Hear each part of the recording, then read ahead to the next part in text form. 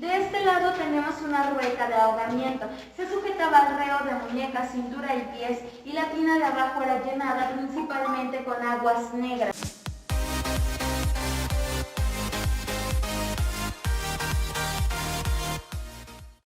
El panteón que descubrió el señor Valenzuela. Como les mencioné, de la época de la Reforma. Los cuerpos que fueron encontrados aquí ya han sido exhumados, pero las lápidas son genuinas. En las exploraciones que hace el señor Valenzuela, se da cuenta que los muros de la hacienda estaban huecos, por lo que decide iniciar con excavaciones en busca de un tesoro. Pero lo que encuentra es una galera subterránea en la que había agua, lodo y restos de herrajes. Él solicita la ayuda de una antropóloga, quien realiza varios estudios, los cuales revelan que los herrajes encontrados pertenecían a máquinas de tortura utilizadas en la época de la colonia. Vamos avanzando de este lado, por favor.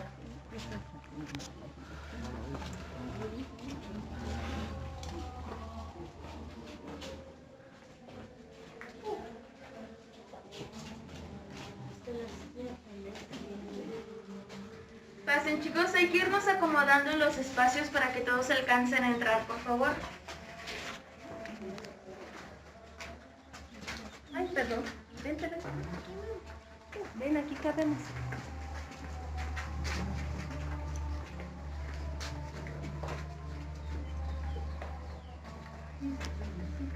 Según los estudios realizados por la especialista, se cree que lo que tenemos de este lado era un calabozo, en donde mantenían a los prisioneros antes de ser enjuiciados.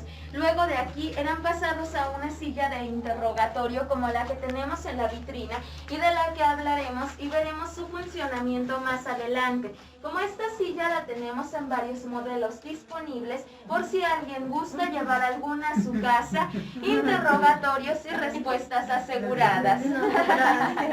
Aquí a los lados tenemos dos cuadros con fotografías publicitarias del año de 1932. Fueron utilizadas para publicitar las fiestas de la presa de la olla. De este lado tenemos a la reina de las fiestas y aquí a las princesas Guanajuato. En ambas fotografías están posando con las momias de Guanajuato en un contraste con lo que es la vida y la muerte. Una publicidad algo tétrica, ¿verdad? Muy bien, chicos, continuamos de este lado, por favor. Pasen, chicos, adelante. Hay que irnos acomodando hasta el fondo del pasillo, por favor. Adelante, pasen. Hay que irnos acomodando hasta el fondo del pasillo, por favor.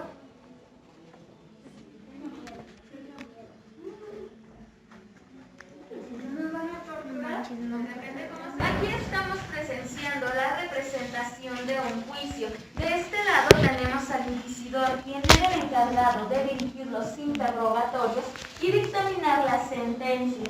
De este lado tenemos una silla de interrogatorio similar a la que vimos en la parte de afuera. El preso era sentado totalmente desnudo, se le sujetaba de cuello, manos y pies y se le hacían las preguntas correspondientes. En caso de que el prisionero no quisiera confesar, se le golpeaban las piernas y el pecho o se le colocaba peso encima para provocarle más dolor y fuera más probable que confesara. De este lado tenemos uno de los aparatos más importantes llamado el potro en escalera. Este consistía en sujetar al reo de muñecas y tobillos y al girar esta palanca, sus extremidades eran estiradas hasta 30 centímetros más de lo que eran originalmente. En la parte de atrás tenemos dos pequeñas celdas en donde metían e inmovilizaban a los presos antes de su juicio. Ellos tenían que observar a los que ya estaban siendo torturados y esto también era un tipo de tortura psicológica. No recordemos lo más que puedan hacia su lado derecho, por favor.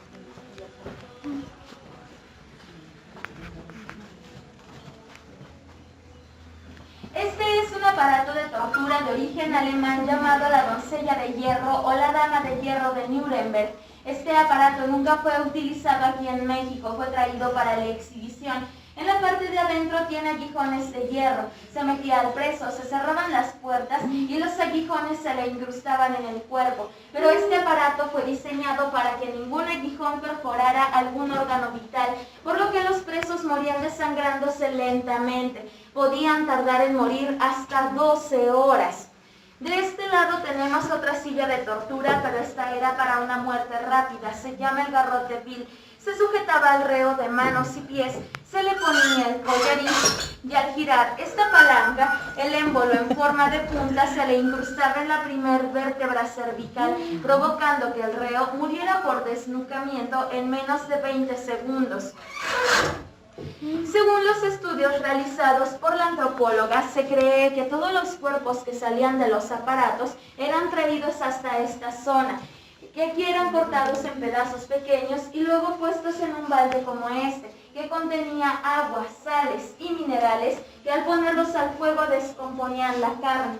Los restos que quedaban, que eran prácticamente los huesos, eran traídos y puestos en otro balde como el que tenemos aquí, para luego ser lanzados a la galera subterránea que visitaremos más adelante.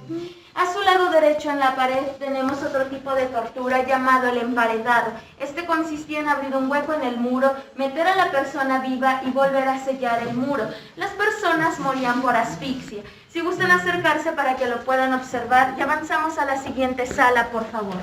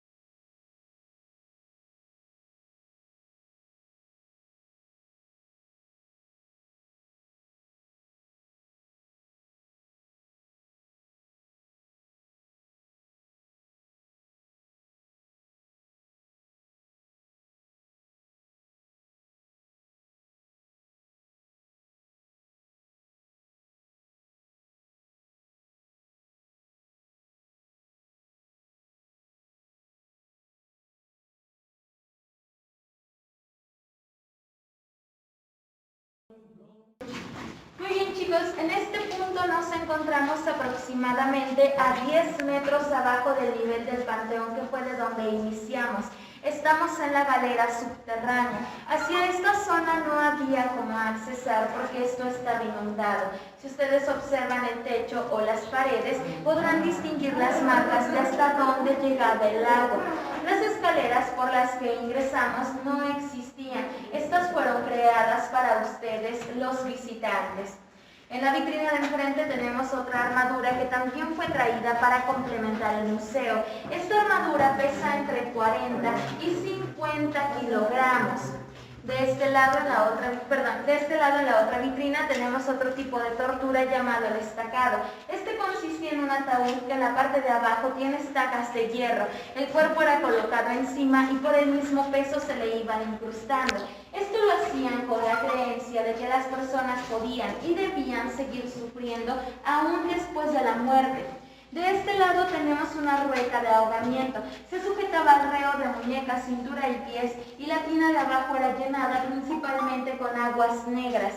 Se giraba la rueca hasta que la cabeza quedara sumergida en la tina. Lo dejaban ahí durante varios segundos y lo volvían a sacar para continuar con el interrogatorio. El proceso se repetía hasta que confesara. Esto hacía que incluso confesaran crímenes no cometidos.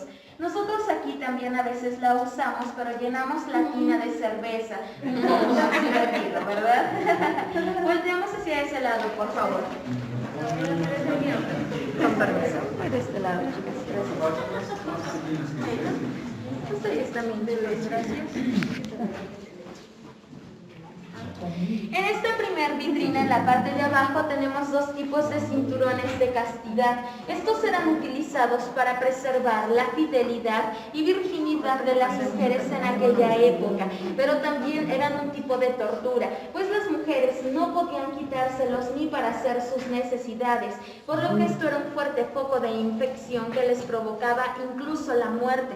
En la parte de arriba tenemos otro tipo de cinturón, pero este era utilizado en los presos. Se les colocaba en la cintura y los cuidadores controlaban sus movimientos tirando de la cadena.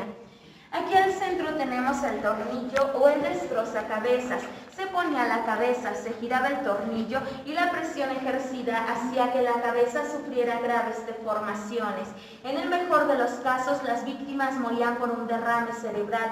En la parte de arriba tenemos 1, 2 y 3 máscaras de infamia o de vergüenza. Estas máscaras eran utilizadas en criminales menores y los exhibían públicamente para que fueran objeto de burlas. Las máscaras no fueron diseñadas para lastimar, solo eran para avergonzar. La primera representa un burro, la segunda una serpiente y la tercera un buey. Aquí en la parte de abajo tenemos una pequeña guillotina que también era utilizada para castigar crímenes menores. Era para cortar dedos, manos o pies. Y de este lado tenemos el babero de hierro. Este se colocaba en el cuello de los presos y el cuadro era introducido en la boca para evitar que gritaran durante la tortura. En la parte de arriba, chicos, podrán observar una pequeña jaula de escarnio. En ellas ponían las cabezas decapitadas y las exhibían en plazas públicas para invitar muy amablemente a la población a que se portaran bien, tal como pasó con las cabezas de los insurgentes que fueron colgadas en las esquinas de la Alhóndiga de Granaditas.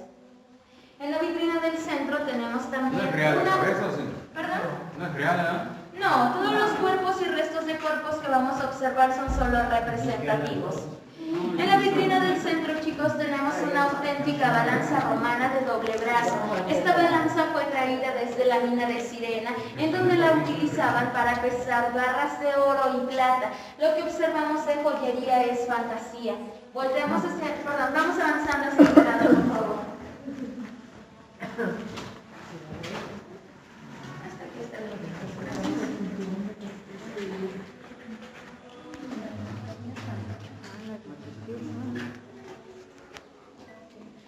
Esta es la famosa guillotina que la mayoría de nosotros ya conocemos. La guillotina nunca fue utilizada aquí en México, fue traída para la exposición. La navaja en forma de diagonal era dejada caer sobre el cuello de la víctima, haciendo un corte limpio de la cabeza. De hecho, el corte era tan limpio que se ha comprobado científicamente que la cabeza quedaba con conciencia aún 5 o 10 segundos después de haber sido degollada. Presentaba movimientos como parpadeo de ojos y abrían y cerraban la boca. Sobre mí y al fondo tenemos otras 2 jaulas de escarnio, solo que en estas ponían a las personas vivas. Igual las exhibían en plazas públicas, pero las dejaban morir de hambre o de sed. Solo que la del fondo era peor porque en ella cabían hasta 4 personas. Entonces el que quedaba vivo al final tenía que vivir sus últimos días rodeado de cuerpos en descomposición. Aquí al centro tenemos la famosa horca. Esta también era utilizada para torturar a los presos. Se les sujetaba con las manos hacia atrás y les colocaban peso en los pies para que al dejarlos caer, sus hombros se dislocaran. Vamos avanzando, por favor.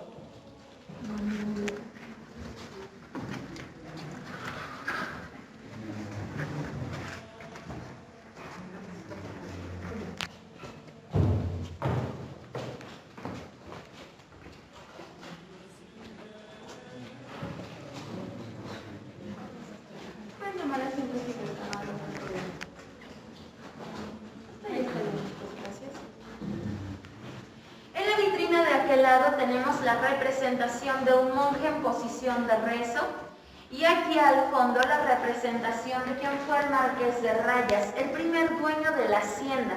Les voy a decir el nombre completo del Marqués para que se lo aprendan, será su pase de salida. Escuchen bien, él se llamaba José Vicente Manuel de Sardaneta y Legazpi, Ojeda Muñoz del Castillo, Espejo y Hernández. ¿Sí se lo aprendieron, chicos, o se quedan? Se quedan, ¿verdad? Vamos avanzando de este lado, por favor. Enrique Peña Nieto. Si no pueden recorrerse de este lado, por favor. También pueden ocupar ese espacio también si gustan.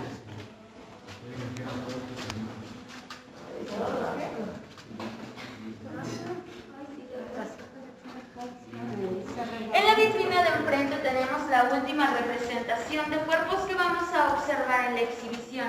En aquella época era muy común que a las mujeres las acusaran de hechicería hasta por el simple hecho de hacer infusiones con hierbas.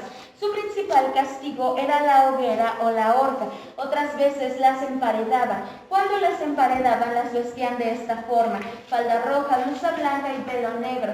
Les ataban las manos y les colocaban un rosario porque creían que las brujas podían hacer hechizos desde la muerte y esto lo evitaría. Y bueno, chicos, pues hasta aquí terminamos con lo que es el tema de Inquisición. Antes de continuar les tengo 2 preguntas. La primera, ¿alguien tiene alguna duda de lo que hemos visto hasta ahora? Que no sea el nombre del marqués, por favor. ¿No, chicos? ¿Todo bien? Sí. Ok, bueno, y la segunda pregunta es, ¿les interesó algo de lo que vimos? ¿Algo que quieran llevar? ¿Un cinturón de castidad? ¿Una silla de interrogatorio? ¿No, chicos? ¿Tampoco? Sí, ¿verdad? Bueno, igual les pasamos el catálogo por si se animan, ¿ok? Muy bien, chicos, continuamos. A partir de aquí es una serie de cuadros en tercera dimensión y hologramas. Vamos a pasar a observarlos. Todos los cuadros cuentan con un efecto. Por ejemplo, el de aquel lado solo es en tercera dimensión. Este de aquí sí tiene un movimiento. Se observa de izquierda a derecha para que puedan apreciar la secuencia. Además, de este lado tenemos una pequeña colección de fósiles traídos desde Canadá y California. Adelante, chicos, pasen. Los espero en la parte de afuera para continuar.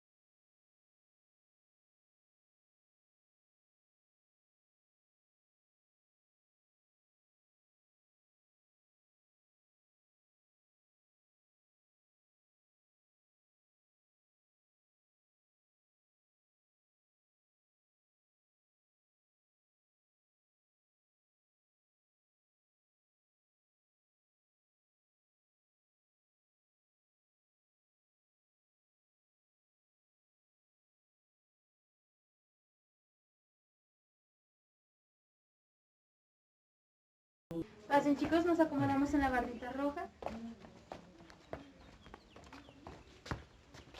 Fueron diseñados así para que pudieran soportar la presión del agua de la galera inundada, además de que les servía para inhibir los gritos y lamentos de las personas que eran torturadas, porque según la historia todo lo que hizo el inquisidor Fernando Antonio de Miera lo hizo a espaldas de la iglesia, o al menos eso se cree. El arco por donde salimos fue por donde se iniciaron las excavaciones del señor Valenzuela. Como pueden notar, la piedra del arco es distinta a la demás estructura. Esto es porque el arco y el cuadro donde están las enredaderas, que son las escaleras por las que ingresamos, son las únicas modificaciones significativas que se le han hecho al total de la estructura, que es un 20%. El 80% restante está intacto, claro, con su debido mantenimiento y los debidos ajustes para mantener la hacienda, pues es bastante vieja, tiene más de 300 años. Y bueno chicos, pues hemos llegado al final del recorrido.